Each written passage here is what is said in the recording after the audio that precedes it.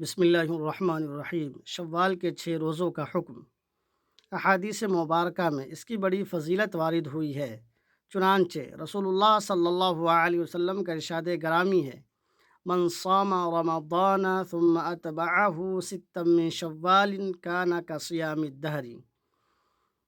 رسول اللہ صلی اللہ علیہ وسلم نے ارشاد فرمایا، جس نے رمضان کے روزے رکھے اور پھر شوال کے 6 روزے رکھے تو یہ ہمیشہ یعنی پورے سال کے روزے شمار ہوں گے۔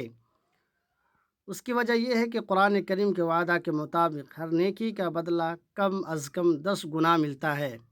گویا رمضان المبارک کے 1 ماہ کے روزے 10 ماہ کے روزوں کے برابر ہوئے اور شوال کے 6 روزے 60 روزوں کے برابر ہوئے، جو 2 ماہ کے مساوی ہیں۔ اس طرح رمضان کے ساتھ شوال کے روزے رکھنے والا گویا پورے سال روزہ رکھنے والا ہو جاتا ہے۔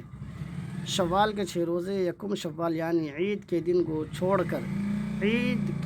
چھوڑ کر شوال کی دوسری تاریخ سے لے کر مہینہ کے آخر تک الگ الگ کر کے اور اکٹھے دونوں طرح رکھے جا سکتے ہیں، لہٰذا ان روزوں کا اہتمام کرنا چاہیے۔ البتہ اگر کوئی روزہ نہ رکھ سکے یا اس کا اہتمام نہ کر سکے تو اسے طعن و تشنیع کا نشانہ نہیں بنانا چاہیے، کیونکہ روزہ رکھنا مستحب ہے۔